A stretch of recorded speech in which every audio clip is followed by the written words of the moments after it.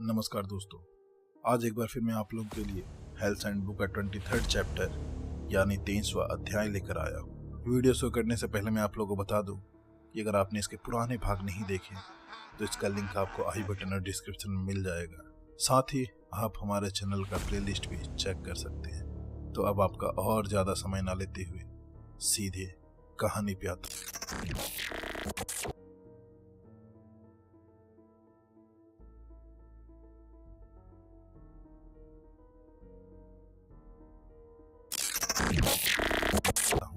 Bathroom में अंदर जाकर सुजन टॉयलेट बाउल के ऊपर अपनी हैंडबुक हाथ में लेकर बैठ गया। पूरी किताब हल्की लालिमा से ढकी हुई थी। ब्लैकी, क्या यह तुम हो? सुजन ने किताब से पूछा। हाँ, यह मैं हूँ। सुजन वास्तव में आश्चर्यचकित था और हैरान होकर पूछा, मैं अपने व्यक्तिगत नर्क डोमेन के भीतर नहीं हूँ, लेकिन आप अभी भी मुझसे बात कर सकते हैं। ज्यादातर मामलों में मैं ऐसा नहीं कर सकता क्योंकि आपने अभी तक उस फंक्शन को अनलॉक नहीं किया है, लेकिन चूंकि आपने अभी समानांतर ब्रह्मांडों के रहस्य को समझ लिया है, इसीलिए मैं आपसे इस अस्थायी रूप से बात करने में सक्षम हूँ। ब्लैकी ने समझाया। समानांतर ब्रह्मांड? तो मेरी परिकल्पना वास्तव में सही है, सुजन ने बड़बड़ाते हुए कहा, जैसे कि वह खुद से बात कर रहा हो। उसने पहले जो भी अनुमान लगाया था वह उसके लिए बहुत भयावह था। यह पूरी तरह सटीक नहीं है, लेकिन कुछ हद तक समानांतर ब्रह्मांड उन मॉर्फीज की तरह काम करते हैं जिनके बारे में आप सोच रहे थे। हर ब्रह्मांड अलग अलग है, इसीलिए हेल्थ हैंडबुक की शक्ति के बिना इन ब्रह्मांडों के लोगों को जोड़ने का कोई तरीका नहीं है, ब्लैकी ने कहा।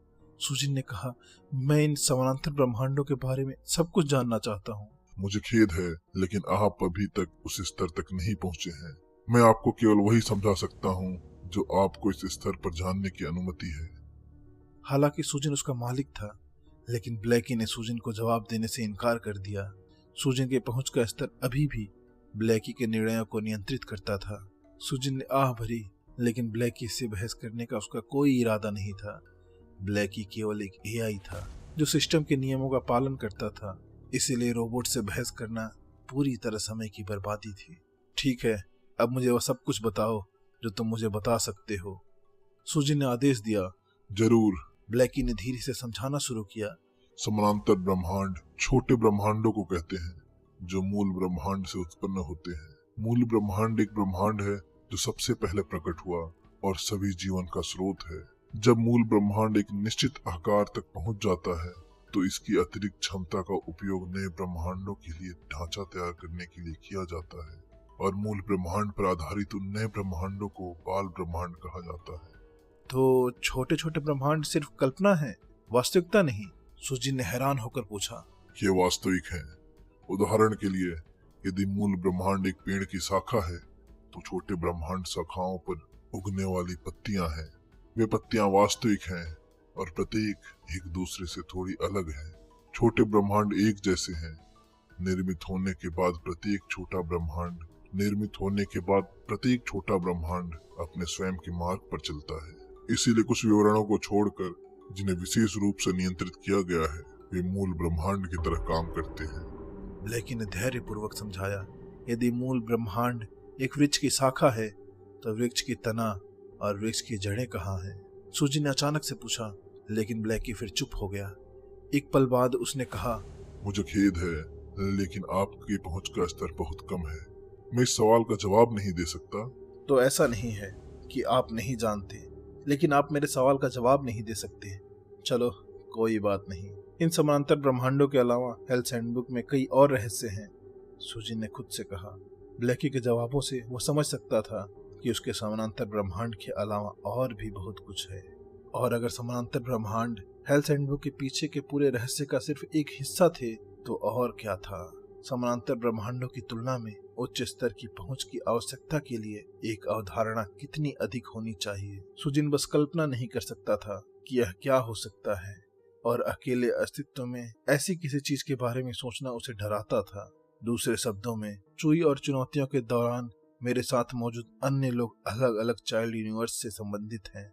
क्या अन्य चाइल्ड यूनिवर्स में भी ग्रह, पृथ्वी और मनुष्य हैं? सुजन इसे समझ नहीं पाया। इस विशाल ब्रह्मांड में ग्रह, पृथ्वी और मनुष्यों का जन्म विशुद्ध रूप से संयोग से हुआ होगा। अगर कोई समय में पीछे जा सकता है और पदार्थों को फिर से खुद से संगठित होने से रोक सकता है, तो शायद मनुष्य मौजूद ना हो और पृथ्वी भी मौजूद ना हो। अगर ऐसा होता है तो अन्य चाइल्ड यूनिवर्स में मनुष्य और पृथ्वी का होना असंभव लगता है। जैसा कि मैंने कहा, कुछ विवरण ऐसे हैं जिन पर विशेष रूप से विचार किया जा सकता है। तो चूंकि पृथ्वी और मनुष्य यूनिक हैं, इसका मतलब यह भी है कि मूल ब्रह्मांड में पृथ्वी और मनुष्य भी हैं।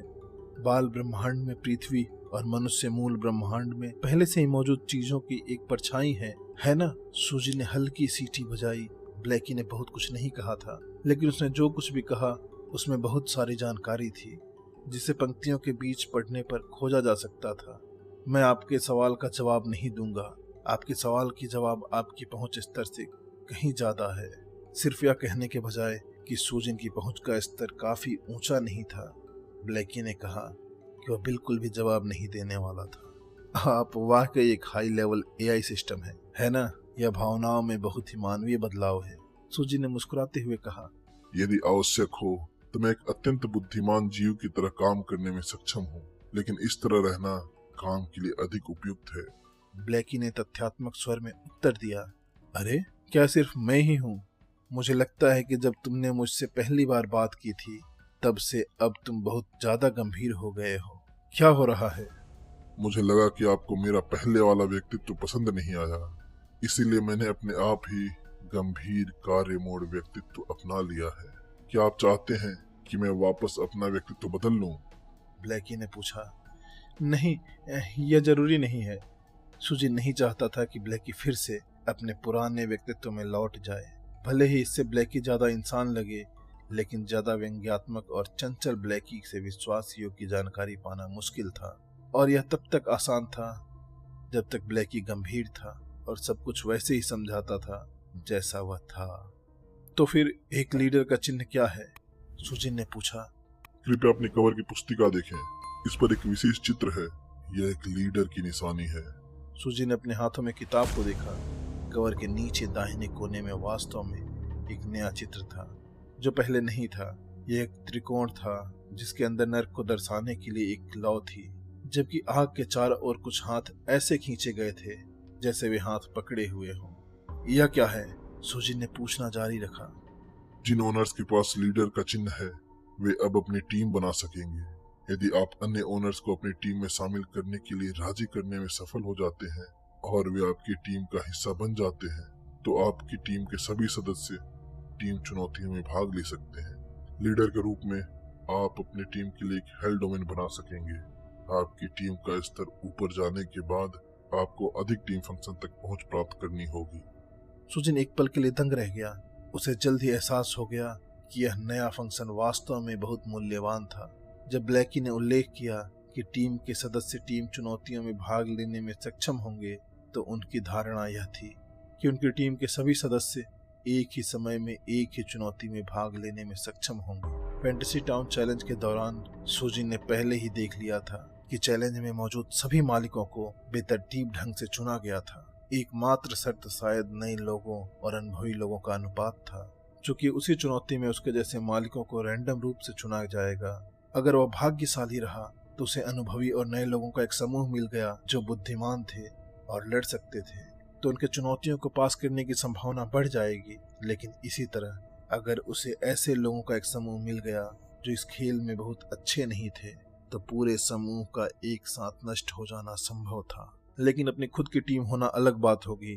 टीम में शामिल होने वाले हर व्यक्ति की जांच पड़ताल वह खुद करता और सुनिश्चित करता कि हर सदस्य सक्षम है।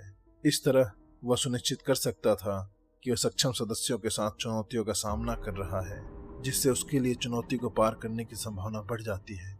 जहाँ तक टीम को अपना स्थान मिलने की बात है, यह मामूली बात लगती है, लेकिन यह काफी मूल्यवान भी थी। सुजिन को याद आया कि कैसे वह फैंटेसी टाउन में बुरी तरह घायल हो गया था और जियांगली ने उसे कुछ औषधि पीने को दी थी, जिससे उसे तुरंत बेहतर महसूस हुआ। दूसरे शब्दों में, व्यक्तिगत नर्क डोमेन में जिन वस्तुओं के लिए व्यक्तियों को अपने अंक बदलने थे, उन सभी का स्वामित्व और उपयोग केवल उनके पास ही नहीं था, वे इसे किसी और को भी दे सकते थे। अगर वह किसी चुनौती को पार कर जाता है और उसे बदले में कुछ और उसे बदले में कुछ नई चीजें दी जाती हैं जो उनके अन्य सदस्यों से अलग होती हैं, तो इस बात की संभावना होती है कि दूसरे सदस्य को वह चीज दी जाए जिसकी उसे तत्काल जरूरत है। दूसरे शब्दों में, एक टीम अपने पॉइंट्स का आदान प्रदान करके उन सभी चीजों के लिए इसका लाभ उठा सकती है जिनकी टीम को जरूरत है। इससे निश्चित रूप से टीम की हर चुनौती में जीवित रहने की संभावना बढ़ जाएगी।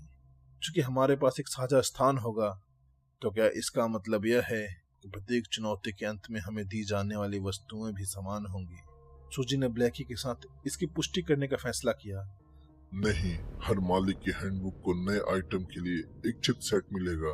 साथ ही चूंकि आपकी टीम का अपना स्थान है, इसलिए टीम को एक अतिरिक्त हैंडबुक भी मिलेगी। इस अतिरिक्त हैंडबुक के साथ अधिक शक्तिशाली आइटम मिलने की संभावना है और केवल टीम लीडर को ही उनके लिए एक्सचेंज करने की अनुमति है। यह भी एक लीडर होने का लाभ है, ब्लैकी ने कहा। सूजिन का दिल खुशी से उछल पड़ा। लीडर का यह चिन्ह होना बहुत अच्छी बात थी, क्योंकि उसमें कई उपयोगी और शक्तिशाली कार्य थे। अब सबसे महत्वपूर्ण काम उपयुक्त और शक्तिशाली टीममेट्स को ढूंढना था। आपने टीम का स्तर ऊपर उठाने के बारे में कुछ कहा था, वह क्या है? सूजिन ने पूछा। एक नई गठित टीम एक लेवल डी टीम होगी, जो सबसे निचला स्तर है। टीम द्वारा 5 चुनौतियों को पूरा करने के बाद यह लेवल सी टीम बनने के लिए स्तर ऊपर जाएगी। लेवल ऊपर करने के बाद 10 चुनौतियों को पूरा करने के बाद यह लेवल बी टीम बन जाएगी। लेवल ऊपर करने के बाद टीम द्वारा अन्य 15 चुनौतियों को पूरा करने के बाद यह लेवल ए टीम बन जाएगी। चुनौतियों का संचय तभी शुरू होता है जब टीम में कम से कम 3 लोग होते हैं। लेवल ऊपर करने के बाद टीम को अधिक लाभ और अधिक कार्यों तक पहुंच प्राप्त होगी, ब्लैकी ने विस्तार में बताया। सूजी ने जल्दी से हिसाब लगाया। अगर टीम को लेवल डी से लेवल ए पर जाना है तो उसे कुल 30 चुनौतियों से गुजरना होगा। यह मुश्किल होने वाला था, इसलिए फिलहाल उसे इस बारे में ज्यादा सोचने की जरूरत नहीं थी। ब्लैकी ने कहा, फिलहाल मेरे पास लीडर के चिन्ह के बारे में यही सारी जानकारी थी। इसके अलावा और भी जानकारी और अन्य कार्य उपलब्ध हैं, लेकिन आपको उन्हें चुनौतियों के दौरान उजागर करना होगा। सूजी ने थोड़ा सिर हिलाया। वह और सवाल पूछना चाहता था, लेकिन लीडर का यह चिन्ह वाकई एक सुखद आश्चर्य था। जब तक वह इसका बुद्धिमानी से इस्तेमाल करता, तब तक किसी चुनौती से बचने की उसकी संभावना निश्चित रूप से पहले से कहीं ज्यादा थी। जब वह येयू के कमरे में वापस आया तो उसने देखा कि उसकी खिड़की पूरी तरह से खुली हुई थी और वह अपनी खिड़की से नीचे की ओर देख रही थी, जबकि वह छत के ऊपर बैठी थी। उसका दिल डर से लगभग धड़क उठा, लेकिन वह जल्दी से फिर से शांत हो गया। यह कमरा जमीन से केवल 10 फीट ऊपर था और यह एक अच्छी तरह से तैयार किए गए बगीचे में खुलता था। अगर येयू नीचे कूद भी जाती तो सबसे बुरी बात यह हो सकती थी कि शायद उसके कुछ अंग टूट जाएं और उसका चेहरा खराब हो जाए, लेकिन इतनी ऊंचाई से नीचे कूदने से इतनी आसानी से मरने वाली नहीं थी। क्या तुम्हें कब्ज था या कुछ और? तुम इतने लंबे समय तक क्यों थे? येयू ने पीछे मुड़कर नहीं देखा और नीचे बगीचे को घूरती रही। सूजिन के चेहरे पर शर्मीली मुस्कान थी। यह सच था कि वह काफी देर तक बाथरूम में था, इसीलिए वह अजीब तरह से हंसा और बोला, मैंने पहले कभी इतना शानदार बाथरूम नहीं देखा, इसलिए मैंने बस इधर उधर देखने के लिए कुछ समय लिया। वैसे क्या टॉयलेट बाउल असली सोने का बना है? मैं इसे काटने की कोशिश करता, लेकिन मुझे नहीं लगा कि टॉयलेट बाउल को काटना अच्छा विचार है। ये जोर से हंस पड़ी।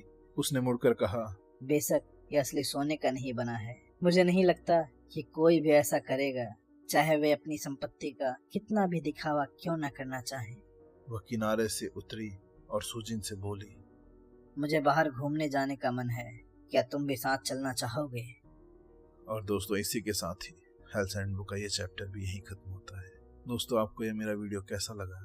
आपको मेरी ये मेहनत कैसी लगी? मुझे कमेंट में बताएं। साथ ही अगर वीडियो अच्छी लगे तो इसे लाइक, चैनल को सब्सक्राइब और इसे अपने दोस्तों में जरूर शेयर करें। तो आज के लिए बस इतना ही। जल्दी मिलता हूँ इसके अगले भाग या किसी दूसरी वीडियो में। तब तक के लिए